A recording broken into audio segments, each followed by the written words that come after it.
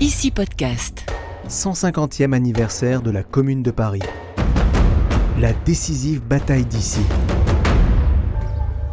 Bonjour à toutes et à tous, ravi de vous retrouver pour ce tout nouvel épisode.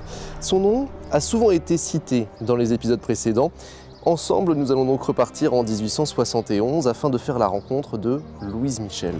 Institutrice de formation, puis ambulancière et combattante durant la bataille, Louise Michel était une femme forte et dont la parole était respectée. Mais d'où vient-elle? Qui est-elle? Quelle cause défendait-elle? Et par la suite, qu'est-elle devenue? Autant de questions pour l'heure sans réponse, et c'est pour cela que je vous propose tout de suite de rejoindre mon invité pour tout connaître du parcours de cette jeune provinciale montée à Paris. Vous êtes prêts? Alors il est temps de rejoindre mon invité du jour. Et je vous retrouve à Issy-les-Moulineaux. Nous sommes en face de l'école Louise Michel, aux portes du fort d'Issy. J'ai le plaisir d'accueillir aujourd'hui Claude Retta, directrice de recherche au CNRS et écrivain de 2 ouvrages au sujet de Louise Michel, notamment Art vaincra et La Révolution en Contran. Bonjour Claude Retta. Bonjour. Merci beaucoup de faire ce voyage avec moi, mais également avec toutes celles et ceux qui vont nous écouter tout au long de ces minutes. Alors ensemble, nous allons flâner autour du fort d'Issy et discuter de la vie de cette provinciale qu'est Louise Michel, qui a été une femme, on le rappelle, importante lors de cette période. Mais avant de reparler justement de cette bataille, la première question que tout le monde se pose, c'est qui est Louise Michel? Alors, qui est Louise Michel? Eh bien, déjà, on est entre 2 symboles. Vous avez évoqué l'école maternelle Louise Michel, qui rend compte d'un aspect vraiment important de la figure, l'institutrice, la femme dévouée à des questions d'éducation, c'est-à-dire éducation à la fois des petits, mais également du peuple. Donc, éducation en grand, à l'appui de sa pensée du progrès. Et puis l'autre symbole, c'est les panneaux d'affichage électoral qui nous rappellent que Louise Michel, c'est également un engagement politique ou contre-politique, puisqu'elle-même a toujours refusé d'être candidate à des élections, quelles qu'elles soient, et s'est opposée radicalement au principe même de l'élection. Et là, on retrouve une Louise Michel également très importante historiquement, qui est la Louise Michel anarchiste. Oui, parce qu'on va en reparler un peu plus tard. Elle a eu des rencontres, notamment politiques, qui l'ont peut-être fait basculer vers ce côté politique avec un grand P. On en reparlera dans quelques instants, mais on va revenir déjà sur Louise Michel, la personne en elle-même. C'est une provinciale, on est d'accord. Voilà, donc les origines de Louise Michel, c'est un petit village de Haute-Marne qui s'appelle Vroncourt. Tout petit village où existe à présent, par les soins de Claudine Bourselot, un musée Louise Michel que j'encourage vraiment tous nos auditeurs et auditrices à visiter. C'est également toute une imprégnation par quelque chose d'important pour elle qui est le contact avec le terroir. Une femme donc vraiment très attachée à son terroir, à ses origines. Alors on était à côté de l'école justement intitulée Louise Michel. Louise Michel qui était institutrice également de formation. Alors l'institutrice à l'époque de Louise Michel, c'est typiquement la position de la jeune fille pauvre qui a besoin d'un métier pour vivre. Louise Michel occupe socialement une position très complexe et très délicate. Elle est, dit-elle, je cite, je suis ce qu'on appelle bâtarde. Donc elle est la fille d'un châtelain de Vroncourt. Elle est née non seulement à Vroncourt, mais dans le château de Vroncourt, dont il n'existe plus une pierre aujourd'hui, et de la femme de ménage, Marianne Michel, sa mère. Cette position délicate la met en quelque sorte en dehors de tous les cadres. Elle est éduquée avec tous les soins d'une jeune fille d'excellente extraction. Elle reçoit la meilleure culture qui soit, littérairement, musicalement. Elle chante, elle joue du piano, elle dessine, elle écrit des poèmes. Et elle écrira des poèmes et de la littérature toute sa vie. Mais en même temps, c'est une position de déclassée, car c'est toujours une enfant illégitime. Sur son chemin, certaines vieilles du village disaient « Toi, petite, ta place est au cimetière ». Donc voilà, ta place est au cimetière, c'est frappant, pas seulement parce que c'est le cimetière, enfin, envoyer une petite fille au cimetière, c'est choquant, mais le mot de place doit retenir notre attention. Où est la place de Louise Michel? Et je crois que c'est ça qui qui a vraiment motivé son action et son œuvre. C'est-à-dire qu'il s'agit de trouver une place pour ce qui n'a pas ou pas encore de place. Donc son enfance a été important malgré tout sur son futur, puisqu'il y avait déjà une envie de se battre pour les autres en fait. Son enfance a été absolument essentielle. Il y avait déjà une envie de se battre pour les autres à travers ce qu'elle-même dit de son enfance. Parce que si nous pouvons parler de l'enfance de Louise Michel aujourd'hui, c'est grâce à ce que Louise Michel en dit elle-même, assez longtemps après, c'est-à-dire en 1886 dans ses mémoires. Quelles étaient ses ambitions quand on est jeune comme ça, quand on écrit, quand on a vécu dans une vie de château, pour cette jeune fille qui justement a été décriée, a été moquée? Elle dit « Mon idéal était à 20 ans et même bien longtemps auparavant ce qu'il est aujourd'hui. L'humanité haute et libre sur la terre libre. » Et là, elle dit quelque chose qui, je crois, ne relève pas de la reconstruction. « Comme idéal, j'ai toujours été très avide. Et je crois que je le suis de plus en plus. Les arts, les sciences pour tous, la paix dans la liberté, une immense partie de l'inconnu dévoilé, ce n'est pas trop pour l'idéal présent. » En 1898, il est certain qu'elle réécrit l'idéal de la jeunesse, mais en témoignage, en quelque sorte, elle livre un poème de jeunesse de l'époque de ses 20 ans. Et ce poème, c'est un peu un poème fétiche pour elle. Le titre même révèle le rapport de Louise Michel à la vie, ça s'appelle Le Voyage. Donc les premiers vers, comme au seuil du désert, l'horizon est immense. Enfant, où t'en vas-tu glissant au fil de l'eau, là-bas, dans l'inconnu. Quelle est ton espérance, où je vais, je ne sais, vers le bien, vers le beau. C'est un mot important pour Louise Michel, l'inconnu.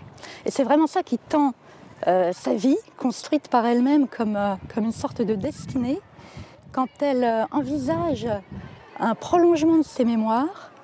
Donc elle imagine une grande construction d'écriture en 3 temps, à travers la vie, à travers la mort et à travers l'inconnu. Donc jeune fille, veux-tu t'asseoir calme et paisible et comme les oiseaux te bâtir un doux nid? Écoute, il en est temps, fuis le sentier pénible où ton destin sera malheureux et maudit. Et la réponse, évidemment, c'est qu'importe, laissez-moi, je vais où l'on coupe la gerbe, où l'on pressure le raisin, où l'on fauche l'herbe avec l'herbe, où l'on fait le pain et le vin. Donc refus d'une vie tranquille, refus d'un petit cocon douillet familial, etc. C'est tout ce qu'on a régulièrement reproché à Louise Michel, parce qu'on lui a régulièrement jeté à la figure son statut de femme totalement hors norme, non mariée, courant les meetings, faisant le coup de poing, le coup de feu. Oui, elle ne voulait pas être comme tout le monde en fait. Mais est-ce que ça revient, est-ce qu'on va revenir du coup sur son enfance? Est-ce que cette différence vient de son éducation? La jeune Louise Michel suit une formation pour devenir institutrice, commence à exercer son métier d'institutrice dans les villages avoisinant Vroncourt, et puis elle réalise son rêve qui est de venir à Paris, ouvrir une classe en plein Paris de la fin du Second Empire. Et c'est là que Louise Michel se retrouve dans une espèce de bouillon de culture à tout niveau, à la fois littéraire, artistique et politique, bien entendu, puisqu'elle se trouve prise dans des milieux d'opposition au Second Empire. Et c'est à partir de là qu'on la voit basculer et devenir une passionnariat de la commune. C'est ça, puisque du coup, on le rappelle, à cette époque-là, donc c'était Napoléon III qui était donc au pouvoir, elle était contre Napoléon, c'est-à-dire qu'elle est arrivée directement à Paris en étant une opposante au régime, au gouvernement. Alors je ne sais pas si elle est arrivée en étant une opposante bouclée, finie au gouvernement. En tout cas, ce qui est certain, c'est qu'elle est arrivée dans un milieu en pleine ébullition de la fin du Second Empire, où la contestation était de plus en plus vivace contre Napoléon III et où elle a parfaitement trouvé ses marques. Elle a trouvé ses marques et également elle a rencontré des gens. Jules Favre, Jules Ferry, Eugène Pelletan, c'est-à-dire des hommes qui deviendront vraiment des grandes figures de la Troisième République. Ces deux personnes-là, Jules Favre et Eugène Pelletan, étaient deux républicains à l'époque, il faut le rappeler. Est-ce qu'on peut dire que ce sont eux qui lui ont donné un petit peu le goût de la politique? Certainement, parce que ce sont des figures qui ont été quasiment paternelles pour elle. En tout cas, elle en rend compte avec une sorte d'admiration et de tendresse qui est très frappante, qui rend d'autant plus amère sa réaction ensuite au fait que ces grandes figures tutélaires ont viré du côté de la Troisième République, et avant de virer du côté de la Troisième République, ont viré du côté du gouvernement de la Défense nationale. Jules Favre, par exemple, ministre des Affaires étrangères de Thiers. C'est une trahison personnelle pour elle. Et c'est bien le moment, justement, où l'on voit cette profonde complicité d'idées autour d'un projet éducatif qui se noue à la fin du Second Empire. Et bien cette complicité éclate au moment de la Commune. C'est-à-dire qu'il y a ceux qui vont devenir les piliers de la Troisième République, du côté vraiment d'un engagement gouvernemental, politique, et ceux qui vont refuser entièrement la machine politique elle-même, comme Louise Michel, et virer du côté de l'anarchie. Alors, on est encore ensemble en train de marcher dans les allées de l'écoquartier. Nous sommes actuellement au fort d'Issy-les-Moulineaux et on va mettre un petit peu de poésie, un peu d'amour dans cette petite marche. On va évoquer, et on en avait déjà un petit peu parlé, de la relation entre Victor Hugo et Louise Michel. Comment l'a-t-elle rencontré? Que s'est-il passé entre eux? Ce qui est certain, c'est qu'elle a écrit à Victor Hugo, toute jeune. Et Louise Michel, eh bien, ma foi, toute jeune fille rêvant de devenir une écrivaine et une poétesse. Donc elle envoie ses vers à Victor Hugo, mais elle se confie. Et elle se confie avec une confiance extrême. Donc c'est une source documentaire très intéressante pour nous aujourd'hui, à la fois sur Louise Michel et sur la relation avec Victor Hugo. Ensuite, la relation avec Victor Hugo a fait couler beaucoup d'encre. Ils se sont rencontrés, c'est certain. Les carnets de Victor Hugo portent une mention, vu Louise Michel, haine. Et alors, ce haine, évidemment, excite vivement la curiosité des critiques, parce que dans les codes de Victor Hugo, ça voudrait dire nu. Donc, a-t-il vu Louise Michel nue? Que s'est-il passé? Etc. Bon. Il n'y a aucune certitude. Il n'y a pas de certitude. Voilà. Chacun encore se pose un peu des questions. Voilà, le haine peut faire rêver les imaginations et les reconstructions biographiques autour de Louise Michel et des possibles descendances de Victor Hugo et de Louise Michel. Alors on va poursuivre avec ces rencontres, mais d'autres rencontres cette fois-ci. Jules Vallès, oui. Nous avons également Eugène Varlin, nous avons Raoul Rigaud, Émile Eudes aussi. Ils ont collaboré pour, si mes notes sont bonnes, pour un journal d'opposition, Le Cri du Peuple. Est-ce que là aussi, il y avait toujours un côté politique? La politique, en fait, est un mot qui revient souvent avec Louise Michel. Alors, Le Cri du Peuple, effectivement, c'est le grand journal de Jules Vallès. Louise Michel y a publié quelques petites pages. C'est peut-être pas le journal où elle a écrit le plus. En tout cas, il est certain qu'il y a une très grande proximité de sensibilité et d'idéologie. Elle trouvera dans Le Cri du Peuple des recensions de ses pièces de théâtre, par exemple, qui pourront lui déplaire fortement, qui ne sont pas forcément acquises à Louise Michel. Alors, on va poursuivre dans le temps, de manière chronologique, si je puis dire. On va arriver en 1871 avec donc la fameuse bataille de la Commune de Paris. Là, on parle d'elle comme d'une militante révolutionnaire.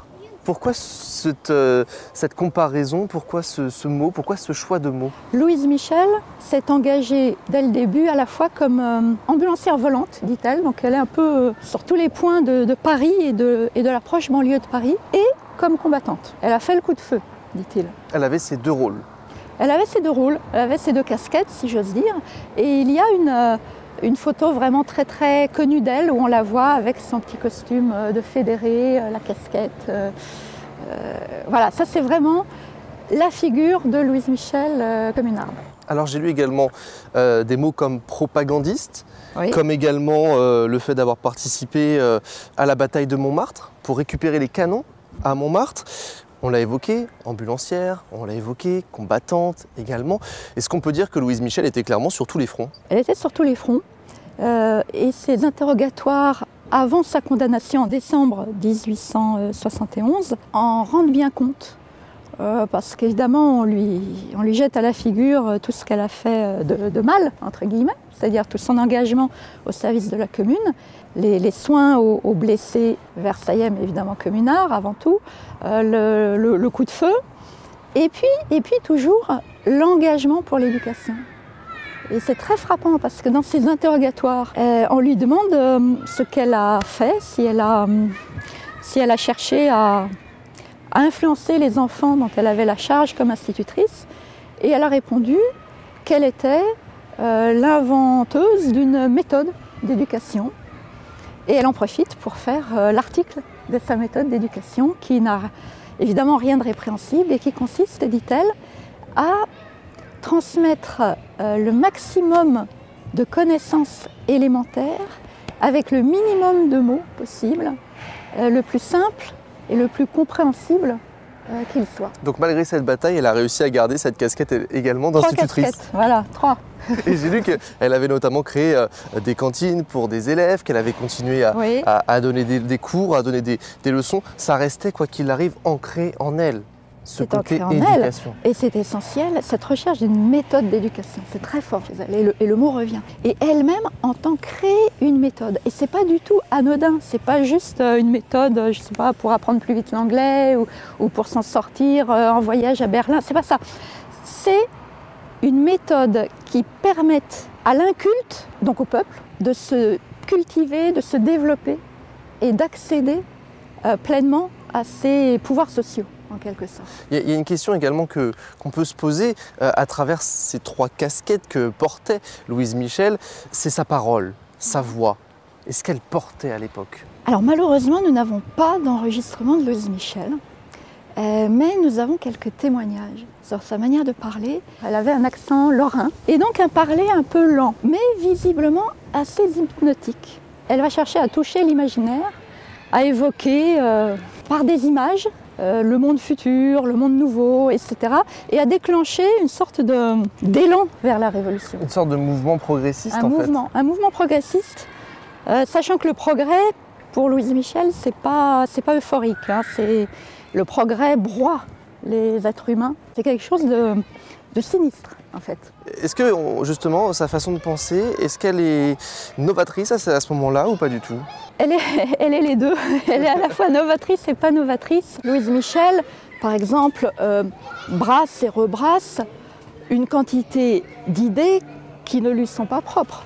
Et vous voyez, par exemple, comme anarchiste, le fait d'être contre le système électoral lui-même, c'est un peu le b.a.-ba de l'anarchisme à l'époque. Alors on poursuit ensemble cette balade autour de Louise Michel et on va se poser une question à présent, on va revenir au niveau de cette bataille de la Commune de Paris.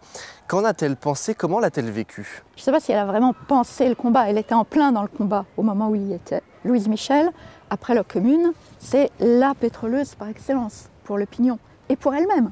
Qu'est-ce que vous entendez par pétroleuse? Alors la pétroleuse, c'est l'injure qu'on lui a lancée. C'est-à-dire qu'on accusait les femmes de la Commune de courir à travers Paris avec des bidons de pétrole et d'être responsables de l'incendie de Paris. La faute était remise sur les femmes? Bon, également en partie sur les hommes, mais les pétroleuses, effectivement, c'est très genré comme type d'incrimination. Et évidemment, ça relève du mythe. En fait, elle va le prendre un peu comme une reconnaissance. À sa manière, c'est une reconnaissance, oui. Pour elle, en tout cas. Bien sûr, pour quelqu'un qui veut la fin de l'affreux-monde ancien, c'est une reconnaissance. Oui. Et alors, Louise Michel, on l'a dit, avait plusieurs casquettes et n'avait surtout pas froid aux yeux, puisqu'elle a même participé à la fameuse Semaine sanglante. Elle prenait parti depuis le début de la Commune. Elle a été arrêtée pendant la Semaine sanglante. Mais Louise Michel, de mars à mai, a été intégralement à 100% une combattante de la Commune. C'est le 24 mai pour la date où elle décide de se rendre pour justement libérer sa mère. Alors après s'ensuit un sacré parcours pour Louise Michel, détenue dans un premier temps à Satory, puis à la prison des Chantiers à Versailles et le 15 juin à la maison de correction de Versailles. Elle a assisté notamment à l'exécution de plusieurs de ses amis. Là aussi, comment a-t-elle vécu ces moments d'enfermement? L'enfermement en lui-même, c'était pas vraiment le problème pour Louise Michel. En revanche, l'exécution de ses proches, et notamment d'un proche et très proche, Théophile Ferré, ça l'a durablement marqué, d'autant plus qu'elle n'y a pas assisté. Et ce qu'elle reproche amèrement au pouvoir en place, enfin aux Versaillais, c'est de l'avoir exfiltré de Paris le temps qu'on fusille Théophile Ferré. Donc on l'a envoyé en province et on l'a ramené une fois la chose faite. Cela, ça a été une sorte de traumatisme absolu pour Louise Michel. Et elle a vécu, elle, l'exécution de ses proches, de ses amis, et elle a été déportée. Alors la question déjà, c'est où a-t-elle été déportée et comment a-t-elle vécu ce voyage? Son procès a eu lieu en décembre 71. Elle y a réclamé la mort. Vous savez, c'est la phrase très, très connue, « Si vous n'êtes pas des lâches, tuez-moi ». Et là, paraît-il, elle a relevé son voile noir en regardant fixement les juges qui ont dû trembler, sans le montrer bien sûr. Les juges ne lui ont pas octroyé la mort, en revanche, ils l'ont envoyée en déportation en Nouvelle-Calédonie. Elle est partie et arrivée en 1873 avec d'autres déportés, dont Rochefort par exemple, dont Nathalie Lemel, enfin tous ces noms avec lesquels elle est restée ensuite liée très étroitement. Et arrivée en Nouvelle-Calédonie, elle y est restée jusqu'à l'amnistie des faits relatifs à la commune, qui est intervenue en 1880. Donc en 80, retour à Paris et arrivée triomphale à la gare de Saint-Lazare, où elle est acclamée par une foule vraiment serrée. Donc elle était attendue.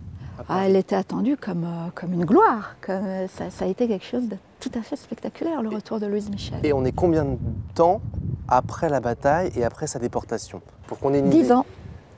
Donc 10 ans après, les gens 71. se souvenaient quand même malgré tout de cette personne, de son combat, de sa vision, et ils l'ont acclamée. Ah, mais la notoriété de Louise Michel n'a fait que se développer pendant toute cette période.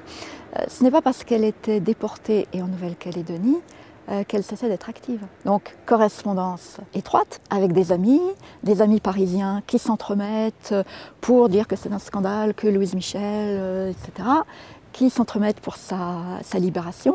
Elle se scandalise qu'on s'entremette pour la faire gracier parce que ce serait une sorte d'affront, en fait, de la séparer de ses camarades, etc.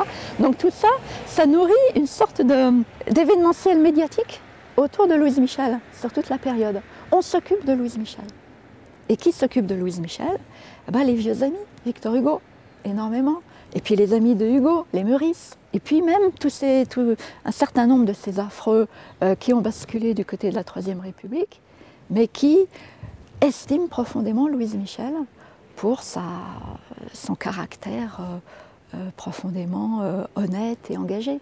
Tout passait par la relation, par les relations même. Et qu'était-elle devenue lors de son retour à Paris, jusqu'à sa mort même, on peut dire? Fin 1880, et à partir de là, elle commence une sorte de carrière de conférencière. Mais quand je dis conférencière, c'est que presque tous les jours, elle était dans un lieu nouveau à faire des conférences. Et c'est là qu'on trouve également sa voix à elle. Et ce côté un peu capture de l'auditoire. C'est quelqu'un qui visiblement n'accentuait pas beaucoup, mais par contre qui martelait en quelque sorte l'imaginaire avec des réseaux d'images. Oui, qui savait trouver les mots pour imager ses propos, pour imager sa vision en fait. Voilà, et puis c'est un peu la technique de la goutte d'eau.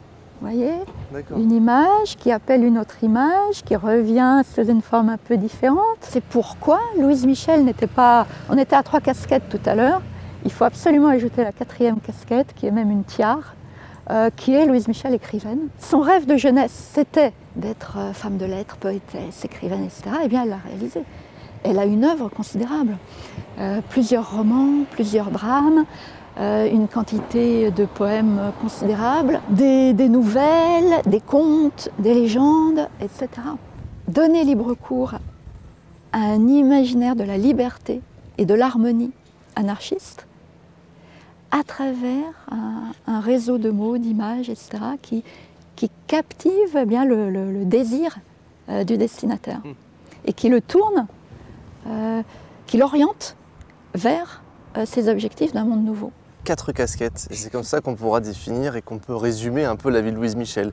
Une femme qui a pris les armes et qui par la suite a décidé de prendre un stylo et de poser les mots sur un papier. Exactement. C'est un peu Bonne comme ça formule. qu'on peut résumer en fait la vie de Louise Michel comme ça. Merci beaucoup Claude Merci à Reta. vous. On a fini notre tour, on termine cette balade au niveau de la médiathèque Le Temps des Cerises. On reste apparemment dans le thème du livre ou encore des contes et des poèmes.